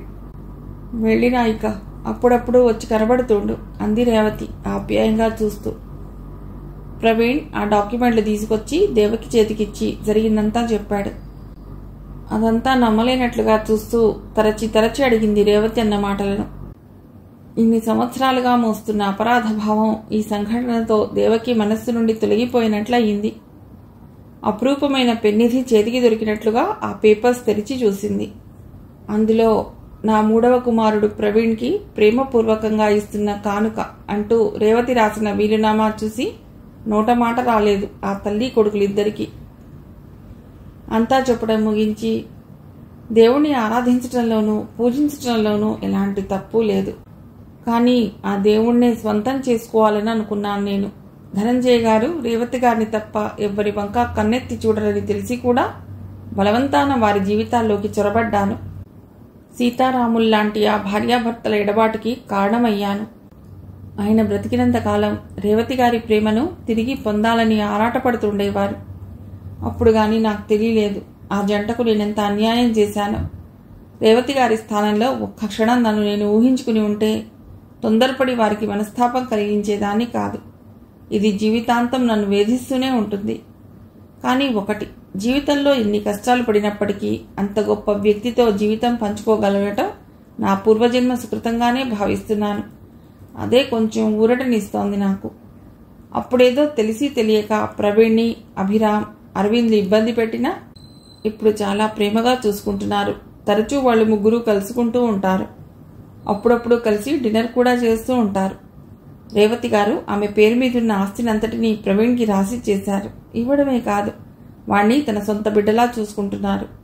కానీ నేను మాత్రం ఆమె ముందుకు వెళ్లే సాహసం చేయలేకపోయాను. ఇదమ్మా నా కథ. అలా నా నటజీవన ప్రస్థానం ముగిసిపోయింది. జీవితంలో నా కష్ట సుఖాల్లో పాలు పంచుకున్న మంగమ్మ కూడా కాలం తిరేళ్ళిపోయింది. నేనెప్పుడూ ఎవరికీ నా గతం గురించి చెప్పలేదు. ఎందుకో ఈరోజు నీకు చెప్పాలనిపించింది అంది దేవకి. ఆమె కథ విన్న అపురూప స్తంభించిపోయినట్లుగా అలా కూర్చుండిపోయింది, మాట పలుకు లేకుండా. భవిష్యత్తు గురించి ఏమీ ఆలోచించకుండా తొందరపాటుతో ఆమె తీసుకున్న నిర్ణయానికి ఫలితంగా పెద్ద మూల్యమే చెల్లించవలసి వచ్చింది.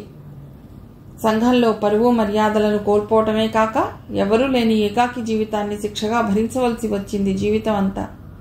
ఇదే కదా నేను కూడా చేయాలనుకున్నది. నిజానికి ధనంజయ గారు ఎంతో ఉత్తములు గనక దేవకి గారి ప్రయత్నాన్ని వారించాలని ఎంతో ప్రయత్నం చేశారు. కానీ రాకేష్ తన కోరిక తీర్చుకుందుకు లివ్ ఇన్ పార్ట్నర్షిప్ చేద్దాం అంటున్నాడు. అలా ఇంతమంది నటీనటులు ఉండటం లేదు, మనము ఇష్టమైనంత కాలం కలిసి ఉందాం, నచ్చకపోతే విడిపోదాం అని తేలిగ్గా చెప్పేశాడు. అతడికి కావలసింది నాతో అనుభవమే కానీ అనుబంధం కాదు. ఇదా నేను అతడి నుండి ఆశించింది. అతడి మీద ఉన్న ఇష్టం ఆరాధనగా మారి అతన్ని చేరుకునేందుకు ఈ సినిమాలు ఒక మార్గం అనుకుని ఎంతో ఆశగా పరుగులు పెడుతూ ఇక్కడికొచ్చింది. కేవలం అతడి కోసమనే సినిమా నటి అయింది. అతడితో జీవితం పంచుకోవాలని ఆశపడిందే గాని ఒకరు నచ్చకపోతే మరొకరితో బెడ్ పంచుకోవాలని ఎప్పుడూ అనుకోలేదు. నా కోసం అతడు దేన్ని వదులుకోడుట. నేను మాత్రం నా ఆశలని కోర్కెలని అన్నీ వదులుకుని సహజీవనం పేరిట తలుచుకుంటేనే కంపరం పుడుతోంది అనుకుని తల విదిలించింది అప్రూప. తను చెప్పిందంతా విని సమాధానం ఏమీ చెప్పకుండా ఏదో ఆలోచిస్తున్నట్లుగా మౌనంగా ఉండిపోయిన అపురూప వంక ఆశ్చర్యంగా చూస్తూ, ఏమ్మా ఇదంతా విన్నాక నేనంటే నీకు కూడా అంటూ ఆ పైన మాట పూర్తి చేయలేనట్లుగా కొంగుతో కళ్ళొత్తుకుంటూ అక్కడి నుండి లేవబోయింది దేవకి. వెంటనే అపురూప వారిస్తూ, లేదా ఆంటీ, నేనేమీ మిమ్మల్ని తప్పుగా అనుకోవటం లేదు.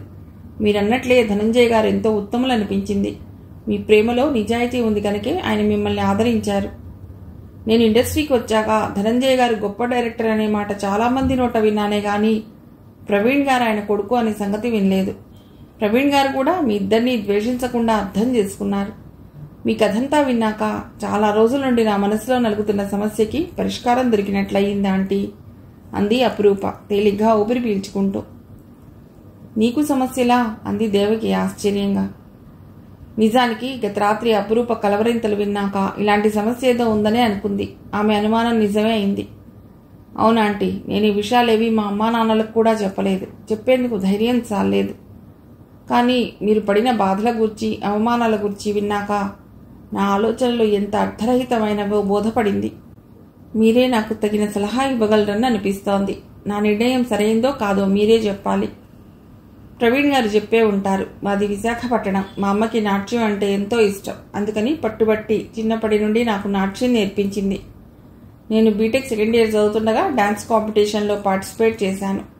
నాకు ప్రథమ బహుమతి వచ్చింది. ఆ కార్యక్రమానికి ముఖ్య అతిథిగా వచ్చిన రాకేష్ గారి చేతుల మీదుగా నేను ఆ బహుమతిని అందుకున్నాను. ఆయన నాకు బహుమతి ఇస్తూ నేను నాట్యం బాగా చేశానని, హైదరాబాద్ వస్తే మంచి అవకాశాలు వచ్చేలా చూస్తానన్నారు. నాకు రాకేష్ గారంటే చిన్నప్పటి నుండి చాలా ఇష్టం. నాకే కాదు, మా ఇంట్లో వాళ్ళందరికీ ఇష్టమే. నాకైతే పిచ్చి ఆరాధన. అతడి మాటలు, డాన్స్లు, ఫైట్స్ అన్నీ ఇష్టమే. అసలు అతడు ఏం చేసినా చాలా గొప్పగా అనిపించేది నాకు. అంత పిచ్చి అతడంటే. ఆ పిచ్చి ఎంతవరకు వెళ్ళిందంటే అతన్ని ఎలాగైనా పెళ్లి చేసుకోవాలనిపించేదాకా. అతడికి పెళ్ళయింది, పిల్లలున్నారని తెలుసు. మా ఇద్దరికి వయసులో చాలా తేడా ఉందని కూడా తెలుసు. కానీ అవేవీ నాకు ఆటంకంగా అనిపించలేదు. ఎలాగోలా అతన్ని పెళ్లి చేసుకుంటే నా జీవితం ధన్యం అవుతుందనుకున్నాను. విశాఖలో నా డాన్స్ చూసి నన్ను హైదరాబాద్ రమ్మన్నారు కదా, ఆ మాటకే నేను ఏలిగెక్కినంత సంబరపడ్డాను. ఎలాగోలా అతడికి చేరువ కావచ్చు అని మురిసిపోయాను. మళ్ళీ అంతలోనే ఏదో మాట వరుసకి అన్నారే గాని నన్నెక్కడ గుర్తుపెట్టుకుంటారు అనుకున్నాను. కానీ ఆయన దగ్గర నుండి రమ్మని పిలుపు రావటంతోనే పొంగిపోయాను. నా కోసమే తన సినిమాలో ఒక క్యారెక్టర్ను క్రియేట్ చేస్తున్నానని చెప్పడంతో స్వర్గం చేతికి అందినంత ఆనందం పొందాను. మా అమ్మా నాన్నలకు నేను చదువు మానుకుని సినిమాల్లో చేయడం ఇష్టం లేదు. అయినా నేను మొండిగా ఇక్కడికి వచ్చేశాను. ఇక్కడికి వచ్చాక తెలిసింది నేను చేసేది నెగిటివ్ షేడ్ ఉన్న పాత్రని. దానికి డబుల్ మీనింగ్ కల పాటకి కురచ దుస్తులు వేసుకుని డాన్స్ చేయాలని. అలా చేసేందుకు నేను కొంచెం జంకాను. అతను నువ్వు వద్దంటే చేసేందుకు చాలా మంది క్యూలో ఉన్నారని, ఒక్కసారి నా సినిమాలో చేస్తే జాక్పాట్ కొట్టినట్లుగా ఎన్నో ఆఫర్లు వస్తాయని నన్ను ప్రలోభపెట్టారు. అతడి సమక్షం నన్ను ఏదో తెలియని మత్తులో ముంచింది. అతడి మాటలు నన్ను మరో లోకంలో విహరించేలా చేశాయి. నేను సినిమా ఛాన్స్ కోసం కాక అతడికి దగ్గరగా ఉండి అతడి మనస్సు గెలుచుకోవచ్చుననే ఆశతో సరేనన్నాను. ఆ సినిమా విడుదలయ్యాక అందులో నన్ను చూసి నా స్నేహితులు అసహ్యించుకున్నారు. నేనేదో డబ్బు కోసం దిగజారి అలాంటి పాత్రలు చేశాను అనుకున్నారు. మా నాన్నగారు కలెక్టర్ ఆఫీస్లో గెజిటెడ్ ఆఫీసర్ ర్యాంక్లో ఉన్నారు. తెలిసిన వాళ్ళందరూ చేసే ఎద్దేవా భరించలేక సెలవు పెట్టి ఇంట్లో ఉండిపోయారు. 10th చదువుతున్న మా తమ్ముడు స్కూల్లో అందరూ చేసే హేళన భరించలేక ఏడుస్తూ ఇంటికొచ్చి ఇకపై స్కూలుకు పోనని భీష్మంచు కూర్చున్నాడు. దీనికంతటికీ కారణమైన నా మీద నాకే అసహ్యం వేసింది. చివరకు నాన్నగారు నన్ను బోదార్చి సినిమాలన్నీ కట్టిపెట్టి చదువు కొనసాగించమన్నారు. కానీ కాలేజీకి వెళ్ళడానికి మొహం చెల్లలేదు నాకు. మేమంతా అలా బాధల్లో ఉండగా రాకేష్ గారు ఫోన్ల మీద ఫోన్లు కొట్టి ఇక్కడ సినిమాల ఛాన్సులు చాలా ఉన్నాయని రమ్మని కోరసాగారు. అతడి ఆంతర్యం ఏమిటో అప్పుడు అర్థం కాలేదు, కానీ ఇప్పుడు పూర్తిగా బోధపడింది. ఏదో విధంగా నన్ను సొంతం చేసుకోవాలన్న ఆశ. దానికి సినిమా ఛాన్సులు ఎరచూపి నన్ను ఇక్కడికి రప్పించారు. నేను కూడా జరిగిన దానికి అవమాన భారంతో పొంగిపోతున్నాను కదా. దానితో బుద్ధి తెచ్చుకుని కుదురుగా అమ్మా నాన్నలు చెప్పింది వినవలసింది పోయి అక్కడ ఉండలేరని వాళ్ల మాటలు ఎదిరించి వచ్చేశాను ఇక్కడికి. నేను అలా వచ్చేశాక కూడా నా మీద మమకారం చంపుకోలేక ఈ ఊళ్ళోనే బీటెక్ చదువుతున్న నా స్నేహితురాలు సాధనని నా తోడుగా ఉండమని రిక్వెస్ట్ చేశారు. వారి మాటలు కాదనలేక తను నాకు తోడుగా వచ్చి ఉంది. రాకేష్ గారే చెప్పారో లేక నా స్టిల్స్ చూసి ఇంప్రెస్ అయ్యారో తెలియదు, కానీ దయానిధి గారు తీసే అందెల రవళి సినిమాలో నన్ను హీరోయిన్గా బుక్ చేశారు. ఆ సినిమా ఎలా విజయవంతమైందో మీకు తెలుసు కదా. దానివల్ల నాకు మరెన్నో అవకాశాలు వచ్చాయి. ఈలోగా రాకేష్ గారు నా కోసం చాలాసార్లు ప్రయత్నించారు. ఎప్పుడూ ఏదో ఒక ఆటంకం వలన అది నెరవేరలేదు. నేను నటించిన అందెల రవళి సినిమా సక్సెస్ అవ్వటం వలన అంతకుముందు నేను చేసిన కొత్త క్యారెక్టర్ని జనాలు మర్చిపోయారు. అంతా నన్ను ఆకాశానికి ఎత్తుతూ మాట్లాడటం వలన మా తల్లిదండ్రుల బాధ కొంచెం శాంతించింది. తిరిగి మేమందరము దగ్గరయ్యాం. అమ్మ ఎక్కువ భాగం నాతోనే ఉండిపోయింది. మొన్న నాన్నగారికి తమ్ముడికి బాగుండలేదని ఫోన్ రావటం వలన అమ్మ విశాఖపట్నం వెళ్ళింది. అదే రోజు రాకేష్ గారు నేనంటే ఇష్టం అంటూ తన మనసులోని కోరికను బయటపెట్టారు. నేను సంతోషపడిపోతూ మనం వెంటనే పెళ్లి చేసుకుందామా అని అడిగాను. ఆ మాట విని అదిలా సాధ్యం, నాకు పెళ్ళయింది, పిల్లలున్నారు అన్నాడు. మరి ఈ ప్రపోజల్ ఎందుకు చేశావని నిలదీశాను. అది వేరు ఇది వేరు అంటూ చివరికి ఇద్దరం కలిసి సహజీవనం చేద్దామన్నాడు. టాలీవుడ్లోనూ బాలీవుడ్లోనూ చాలామంది నటీనటులు చేస్తున్న పని ఇదే కదా అన్నాడు. పెళ్లికి నీ భార్య బాధపడుతుంది, కానీ ఇలా చేస్తే బాధపడదా అని నిలదీశాను. మా తల్లిదండ్రులు నా ముఖం చూడనని ఏడ్చాను. అతడికి నా మీద ఉన్నది కోరికే కానీ ప్రేమానురాగాలు కాదని అప్పటిదాకా గ్రహించలేను. నేను వెర్రిగా అతడిని ఒప్పించే ప్రయత్నం చేశాను. అదెంత మాత్రం వీలు కాదని, తాను షూటింగ్ నిమిత్తం 4 రోజులు ఊటీ పెడుతున్నానని తిరిగి వచ్చేలోగా ఆలోచించుకుని నా నిర్ణయం చెప్పమన్నారు. అది వినడంతోనే నా బుర్ర గిర్రున తిరిగిపోయింది. నేనంత వెర్రిగా ఇంతకాలం ఆలోచించానో అర్థమైంది. అదే సమయంలో అమ్మ ఊరు వెళ్లటం వలన భయంకరమైన ఒంటరితనంతో పిచ్చి పిచ్చి ఆలోచనలతో మనసంతా పాడైపోయింది. ఫలితంగా తీవ్రమైన జ్వరంతో ప్రవీణ్ గారి పుణ్యమాని ఇక్కడికి వచ్చి పడ్డాను అంది అపురూప. మిగిలిన కథ తర్వాతి భాగంలో.